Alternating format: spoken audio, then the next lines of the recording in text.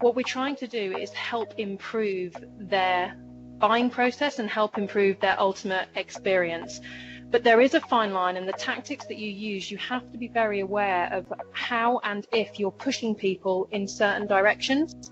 Have you ever dreamt of something, said something out loud, or talked to somebody about something, and then the next day as you're scrolling through your Amazon account, the product shows up right there on your screen and you're like, I've never searched this before, I have said it out loud, or maybe you even dreamt about something, then the next day it's there in front of you on your computer screen.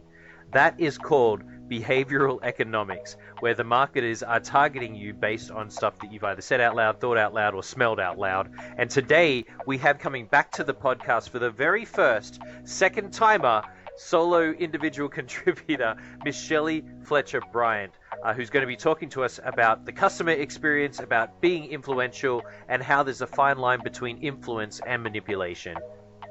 And our aim is to shift behavior and gently influence, or within behavioral economics terms, it's known as nudging. What we're trying to do is nudge people towards making those decisions, which are ultimately a better decision for them and, of course, a better decision for the business. Right. I'm Chika Eloy, and this is a conversation designed for BCD people with BCD people. On this show, we're running through the diverse cultures of talent at BCD Travel, and we're showcasing our most confident self-colleagues. So come on, let's go have some fun as we explore the different functions, spaces, faces, and the complexities across our world of BCD.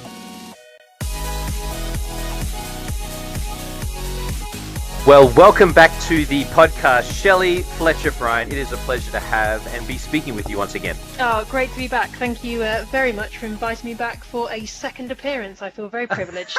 And as you and I spoke, and many of the listeners could probably attest to if they heard your first episode, which I'm going to include in the show notes here, your discussion points, the information that you shared was just fascinating, not only as a person that works at BCD, but just a consumer as themselves, as well as just a person, because you talk about our behavior and the mindset behind our behavior. So, Shelley, what's cooking on your grill right now? Like, what's happening in the consumer behavior economic world?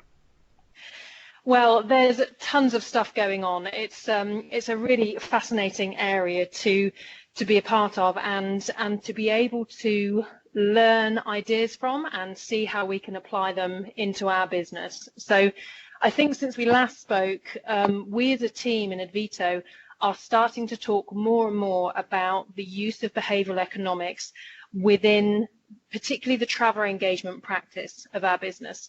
So what we're looking at doing is applying different principles of behavioral economics, of which there are many, but the underlying theory really, and how we're applying it, is looking at how we can take the learnings from consumer travel and general consumer retail environments and bring it into a corporate travel environment.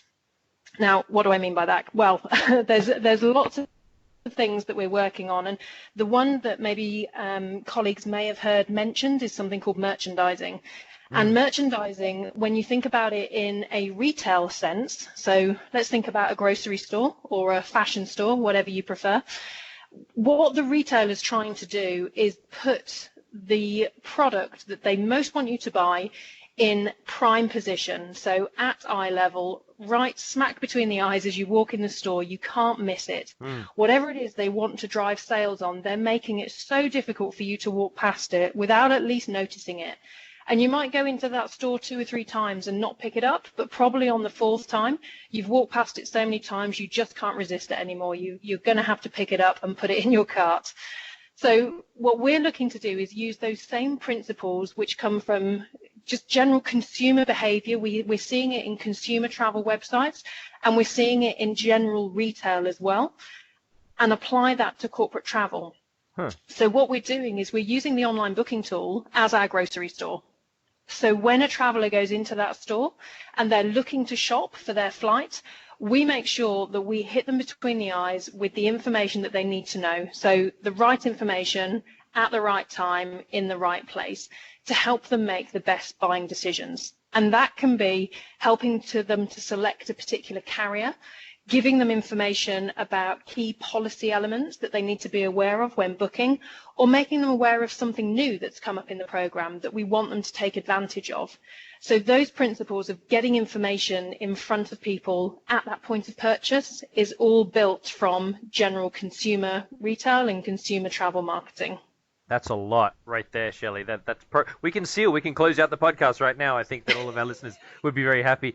So, Shelley, maybe if we back up for a second, could you help us, for those that don't understand online booking tools, for those that don't necessarily do that day to day, like give me an example on a website or like an Amazon kind of website or marketplace where we go shopping. How would that work in the online booking tool?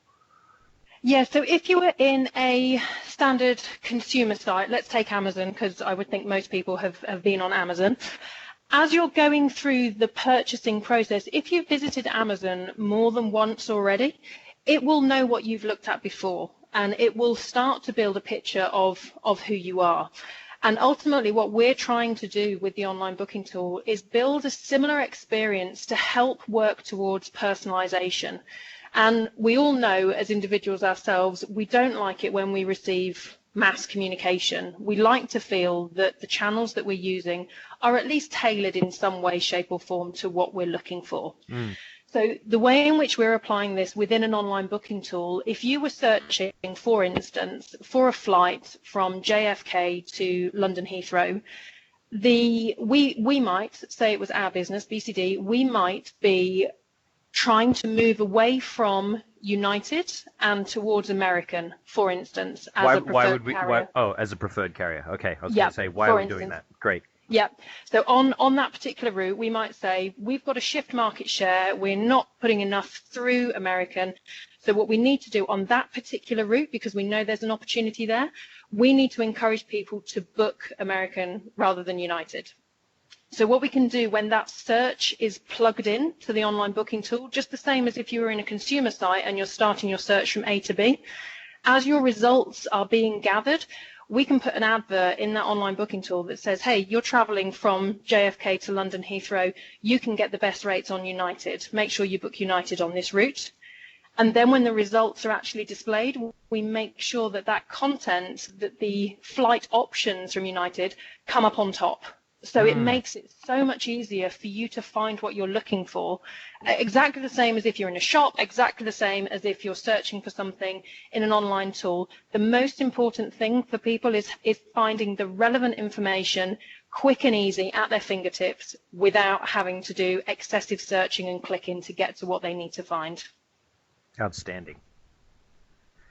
So, Shelley, here's another question for you, because we were just talking about this as a family the other night. So we have a number of devices around our apartment, our house, right, that we say they're listening all the time because we were talking about this at the dinner table and now it appears in my feed. How do you describe to a client that says, well, isn't that kind of manipulating us? It's a really good question. And I think there is always, and this is talked about a lot, I'm a bit of a geek in several forums, behavioral economics forums, and this is one of the regular questions that comes up, and it's about walking that fine line between manipulation and influence. And I think that our approach is that what we're trying to do is help people make better choices. We're not trying to make them spend more money or have a lesser experience. What we're trying to do is help improve their buying process and help improve their ultimate experience. But there is a fine line, and the tactics that you use, you have to be very aware of how and if you're pushing people in certain directions. And our aim is to shift behavior and gently influence, or within behavioral economics terms, it's known as nudging. What we're trying to do is nudge people towards making those decisions, which are ultimately a better decision for them and, of course, a better decision for the business. For us as the company. Correct, yeah. So what else is floating around? This is all very fascinating. What other cool stuff have you picked up here that you guys are putting into practice? Well, I think there's a number of other elements, and I think I touched on this briefly last time, where we're looking at some of the other behavioral economic principles that do help to influence behavior. And one of my favorite ones is looking at social proof. And social proof is where we as individuals prefer to act as part of a group. Even if we think that we are individual and we have our own mind and we're not like the person sitting across the desk from us or working down the hallway from us, we as a species, we are pre-programmed, if you like, to act in a way that makes us feel safe, and actually following a crowd and following the momentum is something that we do without realizing we're doing it. It's in our subconscious. And at the moment, what I'm learning more about is how do we manage that subconscious element of our human nature to look at how we can help encourage people to make those decisions in that social environment, but at the same time almost let people know that that's okay, that's a good thing that they're following others. And one of the ways that we are applying this is that we're using the power of the crowd to influence others to make the right decisions. Okay. So what I mean by that is, for instance, we know that we're all very excited. We have just rolled out a fantastic new TripSource interface. It looks amazing, and everybody's very excited about the new look and feel of TripSource. So we're supporting the rollout of that with our clients to encourage more people to download and use the app. And in order to do that, we're actually highlighting how many people have already downloaded it, how many people are already using it, and that then, purely by the nature that people like to follow suit, they like to know that it's been tried and tested before and that it's working well for other people. That's it's your why social we buy proof, things, right? That's exactly. The social proof. It's why we buy things on Amazon that have got 500 reviews versus 20 reviews. We like to know that it's okay and somebody else has been there and done it before. So we're using that concept of talking about how many people have used TripSource, the great reviews of TripSource, the great experiences of TripSource, to encourage other users who are either new to the business or who just haven't got around to downloading it yet to get on board and download it. And we can talk about all those great features that come with it as an added benefit. So, Shelley, I have a people question for you, and this is very much off the cuff, and we may not have an answer right now. But taking that concept and you bring it into the BCD workforce, right? And if I'm a manager that's overseeing a team, or if I'm an individual contributor, how would you foresee social proof being integrated into my role? That is a good question.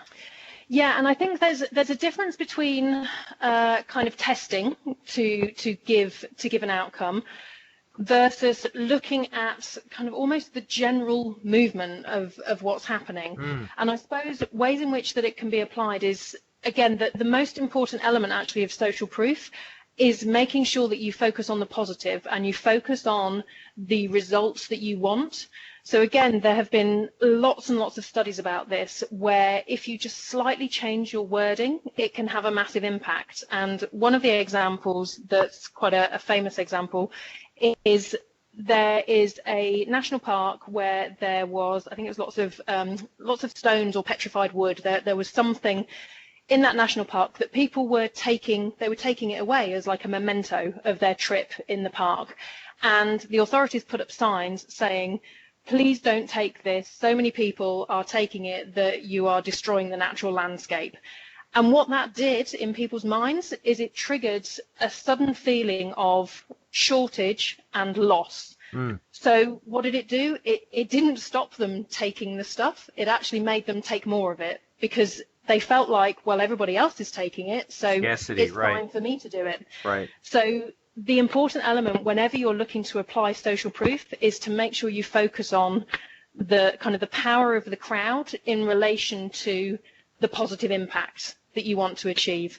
And if the power of the crowd is in the opposite direction, you need to flip it, and you need to find a way of flipping it that maybe plays on that scarcity piece in an alternative way. So scarcity and fear of loss is one of the biggest drivers. People are much, much more driven by the fear of losing something than they are the fear of gaining something. So in your communication, if you can help educate people on what there is to lose by not taking a certain action, they're far more likely to take that action than by telling them what there is to gain.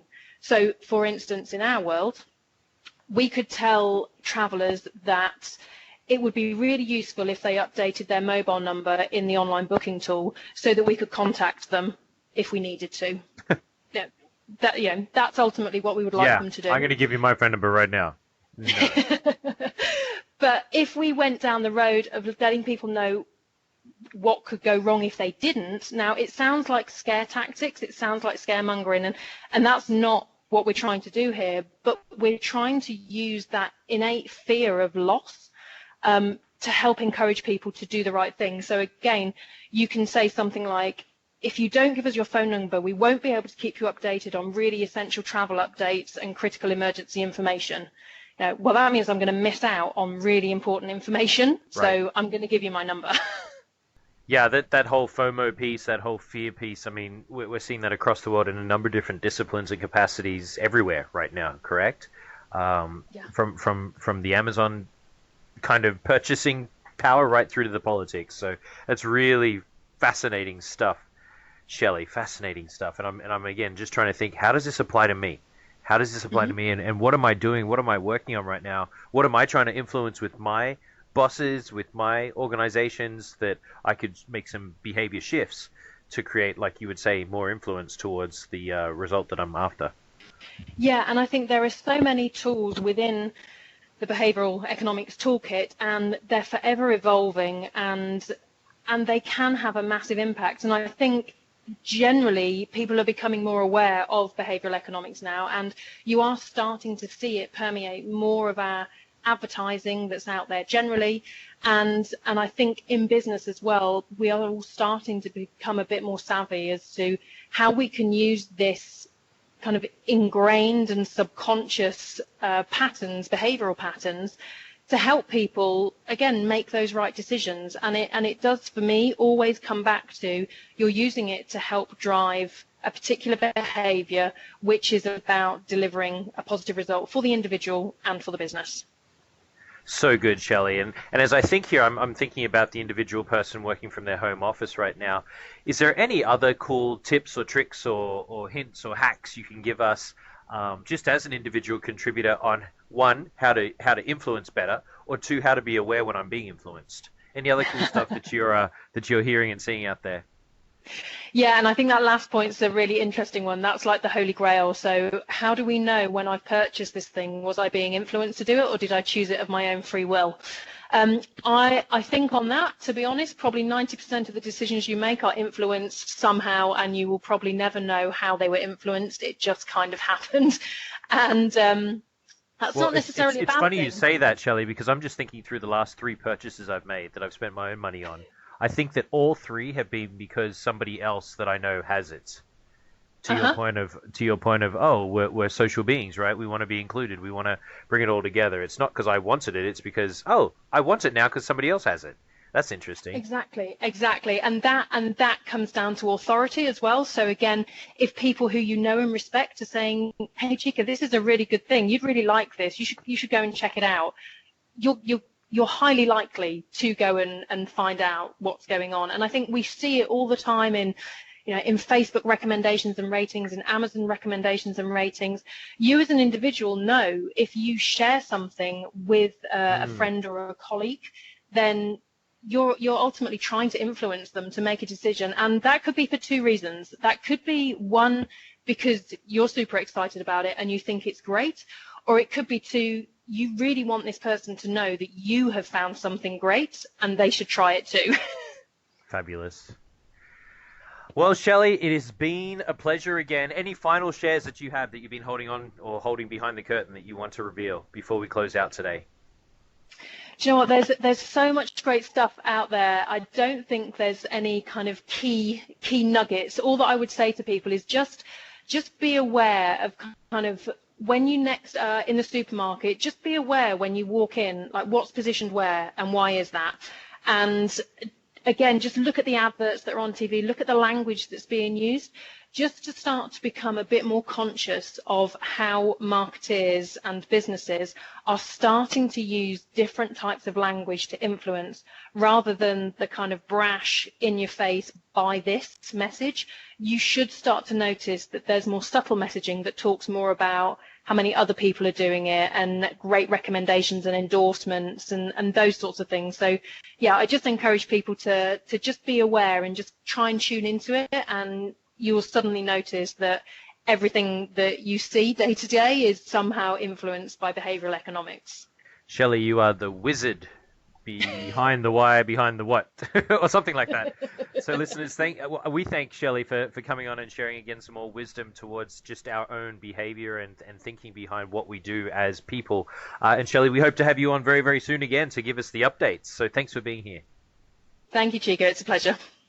And listeners, before you hang up, before you close out, before you close the door on this podcast, I just spoke to Shelley offline, asking her what are some resources if we wanted to know more about behavioral economics. And she said there are 2 great books out there, so please listen real carefully. One of them is called Influence by Robert Cialdini, I believe he's called. And that's her number one holy grail kind of place to start reading about this information. And the second one is a book called Nudge by a gentleman called Richard, I believe it was Thaler and Cass Sunstein, excuse me. And I just took them verbally as quickly as Shelley shared them with me. So you can look them up on your own if this is a topic that you're really interested in exploring a little bit more, to understand whether you're influencing or being influenced by and through your behaviors. We'll see you next week. Come on back now to a world of BCD.